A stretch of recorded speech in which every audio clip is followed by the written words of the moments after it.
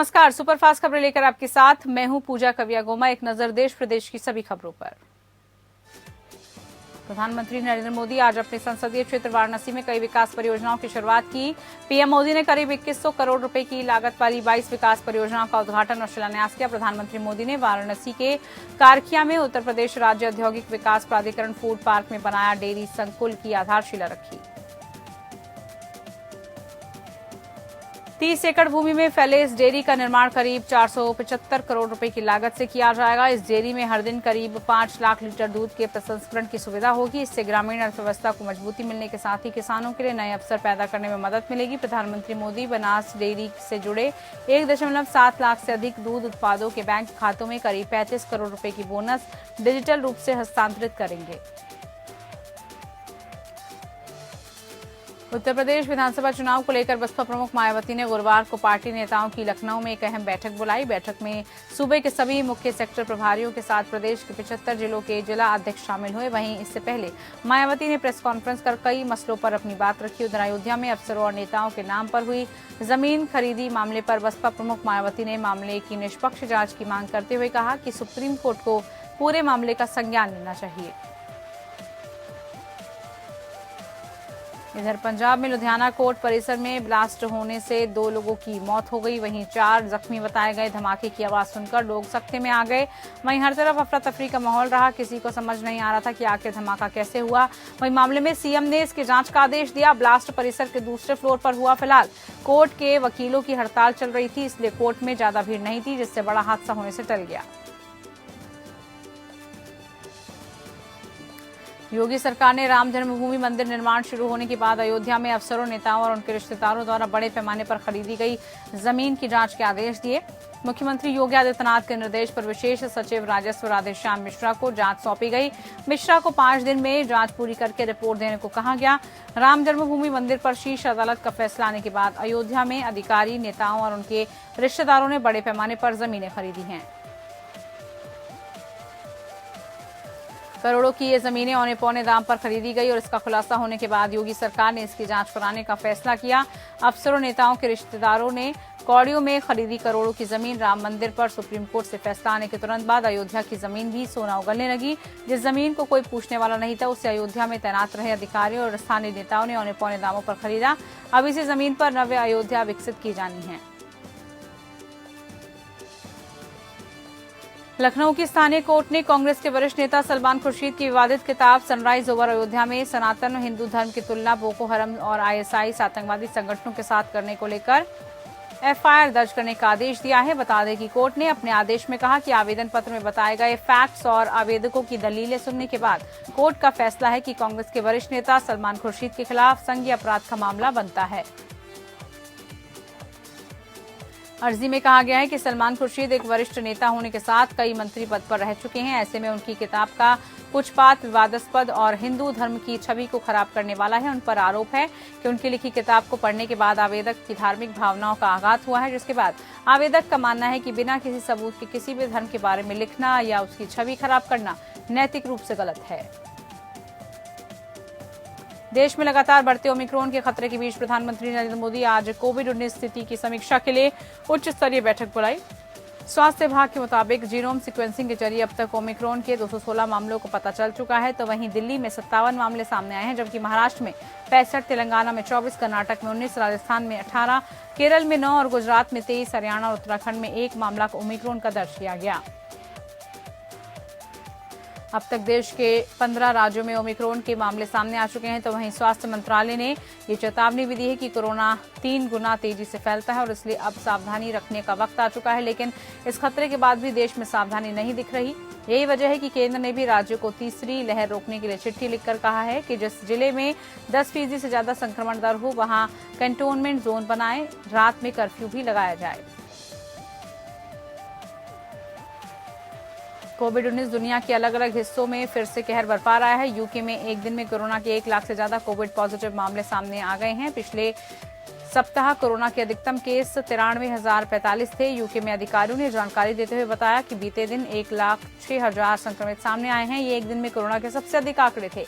इसके साथ ही वहां कोरोना के 28 दिन में 140 लोगों की मौत हो गई। इधर ओमिक्रॉन वेरिएंट के मामलों में तेजी के बीच देश में कोरोना वायरस के नए मामलों में कुल वृद्धि देखी गई है।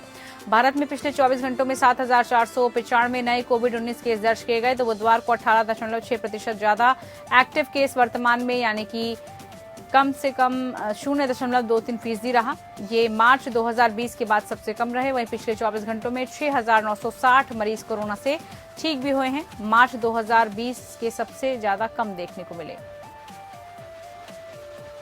देश में अब तक 3,42,08,926 लोग कोरोना से ठीक हुए। दैनिक संक्रमण दर 0.62% रहा, जो पिछले 80 दिनों में 2% नीचे रही। वहीं साप्ताहिक संक्रमण दर 0.59% रहा। ये पिछले 39 दिनों से 1% के नीचे रहा। टीकाकरण की बात की जाए तो पिछले 24 घंटों में वैक्सीनेशन का आंकड़ा 70,17,671 रहा।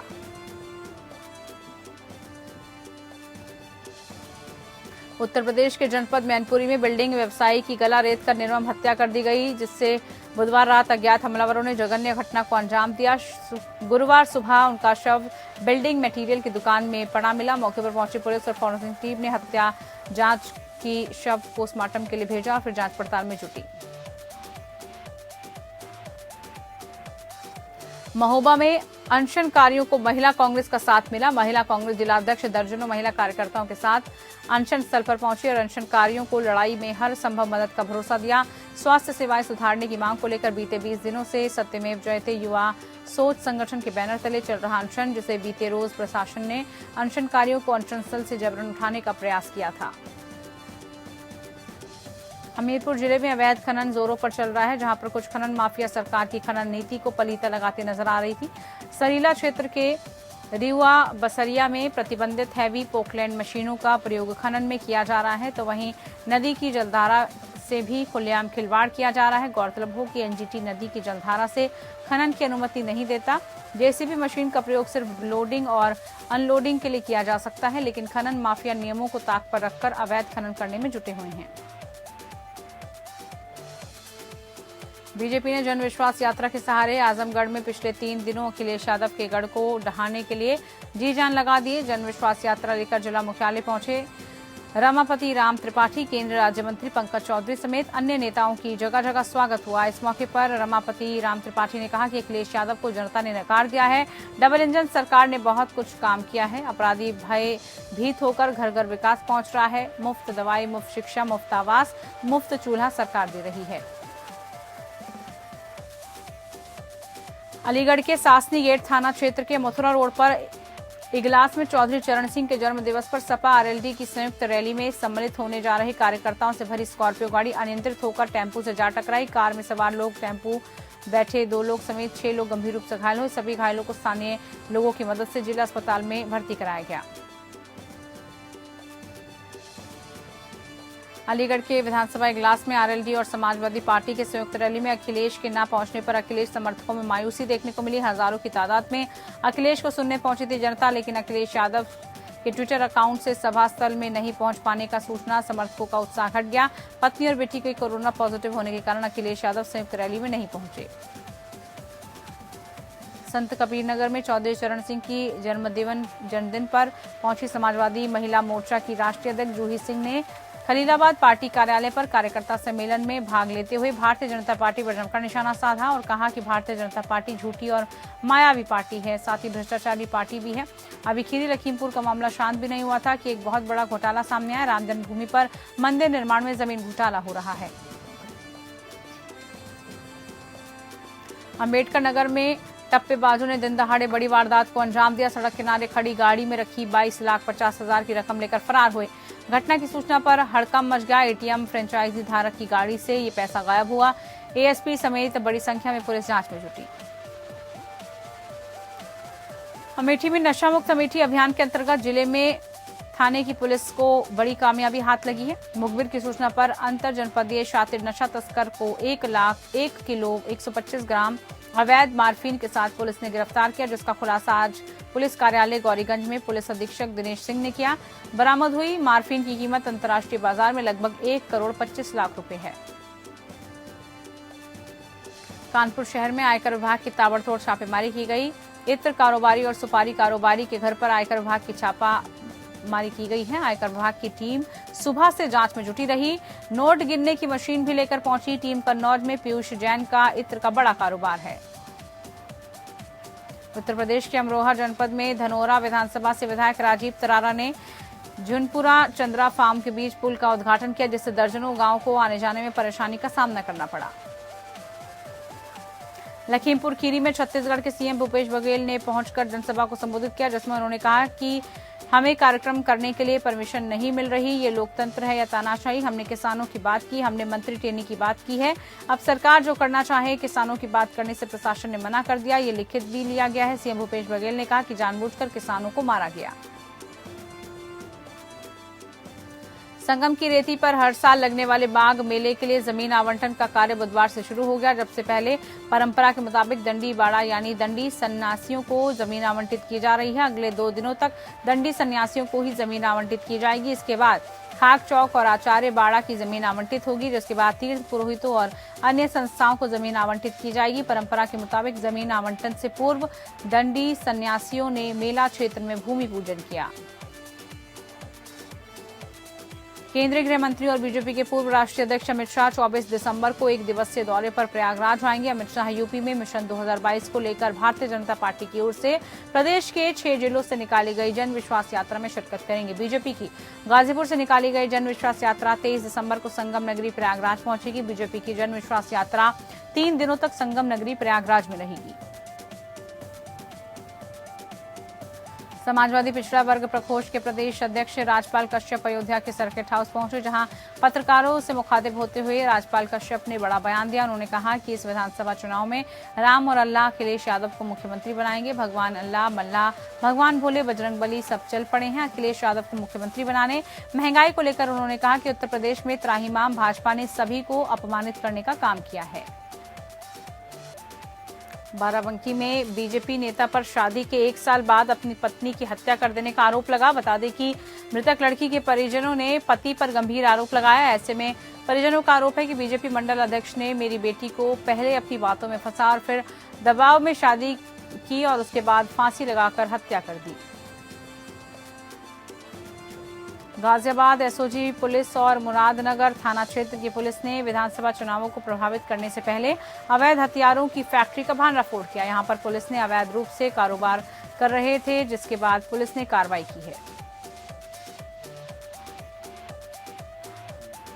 कुशीनगर पुलिस चौकी के पास NH 28 पर स्टेट बैंक के ग्राहक सेवा केंद्र पर हथियार के साथ 6 बदमाशों ने हमला बोल दिया और CSP से लाखों रुपए लूट लिए। ये घटना कुशीनगर पुलिस चौकी से 200 मीटर की दूरी पर हुई। बाराबंकी में एक बैंक मैनेजर की प्रताड़ना से परेशान किसान ने आत्महत्या कर लिया। आत्महत्या करने से पहले किसान ने सुसाइड नोट लिखकर आत्महत्या का जिम्मेदार बैंक मैनेजर को बताया, जिसके बाद पुलिस ने सुसाइड नोट के आधार पर मामला दर्ज करके मामले की जांच शुरू की। बीजेपी अनुसूचित मोर्चा के प्रदेश अध्यक्ष रामचंद्र कनौजिया फर्रुखाबाद पहुंचे, जिसके बाद उन्होंने कहा कि अब दलित समाज दारू और पैसों में बिकने वाला नहीं है। अनुसूचित जातियों के लोग भाजपा को छोड़ कहीं जाने वाले नहीं हैं। अमेठी में बगैर नंबर की नई बाइक से खेत में जा रहे युवक से असले के बल पर 3 बदमाशों ने 2 मोबाइल फोन 1500 रुपए नगद और बाइक छीनकर संग्रामपुर की ओर भाग गए। सूचना पर पहुंची अमेठी और संग्रामपुर की पुलिस ने मौके का निरीक्षण किया। उन्नाव में लोक निर्माण विभाग द्वारा कराए जा रहे कार्यों में सांसद साक्षी महाराज ने भ्रष्टाचार के आरोप लगाए। अपनी ही सरकार के नकारे अधिकारियों का खुलासा सांसद ने स्वयं किया। लोक निर्माण विभाग CD1 द्वारा कुसुम्बी मार्ग से मुकुर वाया जुरवाड़ी खेड़ा तक विशेष मरम्मत के नाम पर सरकारी धन का दुरुपयोग किया। वहीं CDO की जांच में कार्य मानक विहीन मिला। अयोध्या धाम में रामलला को 500 वर्षों के बाद शयन के लिए पालना मिल गया है। भगवान अब पालना रूपी पलंग पर रात्रि में शयन कर रहे हैं। बकायदा भगवान को शयन आरती के बाद पालना रूपी पलंग पर चयन के लिए रखा जाता है। फिर भगवान को रजाई भी उड़ाई जाती है, जिससे कि ठंड से बचाव हो सके। यही नहीं, भगवान का जो पालना रूपी पलंग है उसमें मखमली गद्दा और 2 मशलन रूपी तकिया भी रखे गए हैं। भगवान को मच्छरों से बचाने के लिए पालना रूपी पलंग के चारों ओर बहुत सुंदर मच्छरदानी भी लगाई गई है।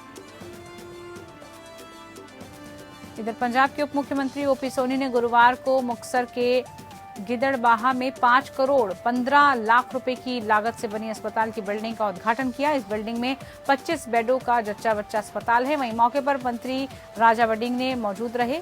ओपी सैनी ने कहा कि कांग्रेस सरकार स्वास्थ्य सहूलियतों के अलावा लोगों के विकास पर भी ध्यान दे रही है। लोगों को पंजाब में बेहतरीन स्वास्थ्य सहूलियतों को मुहैया कराया जा रहा है। इस दौरान उन्होंने कहा कि नई इमारत के ग्राउंड फ्लोर पर ओपीडी ब्लॉक और डायग्नोज ब्लॉक की व्यवस्था भी की गई है। अमृतसर में एक फर्जी जीएसटी ऑफिसर को पुलिस ने गिरफ्तार किया। ये व्यक्ति अपने आप को जीएसटी ऑफिसर मोबाइल विंग कहकर दुकानदारों को धमकाकर उनसे पैसों की मांग करता था। अमृतसर की क्वींस रोड पर जब ये एक दुकान पर घुसा तो दुकानदारों ने शक होने पर इसी अधिकारी से उसकी फोन पर बात की और पूछताछ की तो उस अधिकारी ने इस व्यक्ति के कोई अफसर होने से साफ इनकार कर दिया, जिसके बाद दुकानदारों ने मिलकर इसे पकड़ लिया और मौके पर पुलिस को सूचित किया। शिरोमणि अकाली दल पार्टी जिला कपूरथला में चुनावी टिकट की दावेदारी और फिर सीटों की बीएसपी के साथ अदला बदली को लेकर सीनियर शिरोमणि अकाली दल के नेताओं में आपसी फूट इस कदर बढ़ गई है कि कुछ सीनियर अकाली नेता भाजपा में शामिल हो गए। वहीं जिला कपूरथला शहरी प्रधान और हल्का कपूरथला इंचार्ज में आपसी मतभेद के कारण शिरोमणि अकाली दल पार्टी कपूरथला में 2 गुटों में बढ़ गई है। हल्का कपूरथला में अकाली बसपा उम्मीदवार दविंद्र सिंह का चुनावी गतिविधियों में आपसी फूट का शिकार हो रही है। पंजाब के जिला फरीदकोट की केंद्रीय मॉडर्न जेल में एक जेल विभाग और पुलिस की तलाशी में 9 कैदियों की बैरक से करीब 12 मोबाइल और 11 सिम कार्ड के साथ ही मोबाइल चार्जर बरामद हुआ, जिसके बाद पुलिस ने जेल एक्ट के अधीन 9 हवालती कैदियों पर मामला दर्ज कर जांच शुरू की। यमुनानगर नगर निगम ने अवैध कब्जा करने वालों के खिलाफ अभियान छेड़ा हुआ है। नगर निगम के मुकारमपुर और जोड़ियों में अवैध कब्जे हटाने के बाद तेजली स्थित पिछड़ा वर्ग की धर्मशाला को कब्जा मुक्त कराया गया। यहां एक व्यक्ति लंबे समय से अपना सामान रखकर कब्जा किए हुए था। नगर निगम आयुक्त अजय सिंह तोमर का कहना था कि नगर निगम एरिया में लोगों द्वारा किए गए अवैध कब्जों को हटाने का सिलसिला लगातार जारी है। जिस किसी ने भी निगम की जमीन पर अवैध कब्जे किए हैं वो स्वयं ही कब्जा हटा लेते हैं, नहीं तो निगम द्वारा उसे ध्वस्त किया जाएगा। चरखी दादरी के गांव मिर्च में ग्राम पंचायत के सहयोग से जिले के प्रथम प्राकृतिक खेती प्रशिक्षण कार्यक्रम का आयोजन किया गया। बतौर मुख्य प्रशिक्षण मध्य प्रदेश बालाघाट कन्नई गांव से प्राकृतिक खेती विशेषज्ञ ताराचंद बेजली ने शिरकत की। आयोजन का स्थल बलराज सिंह का किसान फार्म रहा। प्रशिक्षण कार्यक्रम को प्रधानमंत्री नरेंद्र मोदी के देश की प्राकृतिक खेती को बढ़ावा देने का आह्वान के तहत आयोजित किया गया। आयोजन के दौरान आए हुए अतिथियों को शॉल उड़ाकर सम्मानित किया गया। अंत में मुख्य निवेदकों द्वारा आयोजन में शिरकत करने वाले सभी का धन्यवाद अदा किया गया। चरखी दादरी के लघु सचिवालय में क्रैशर एसोसिएशन क्रैशर खुलवाने की मांग को लेकर भूख हड़ताल पर बैठ गए हैं। इसके साथ ही ट्रक चालक, ट्रक मालिक, क्रैशर जोन में काम करने वाले मजदूर कर्मचारी इस हड़ताल में शामिल हुए और क्रैशर खुलवाने की मांग कर रहे हैं। क्रैशर एसोसिएशन के प्रधान सोमवीर ने बताया कि दिल्ली में पॉल्यूशन और काफी ज्यादा है। चलिए इसी के साथ सुपरफास्ट खबरों में फिलहाल के लिए इतना ही। नमस्कार।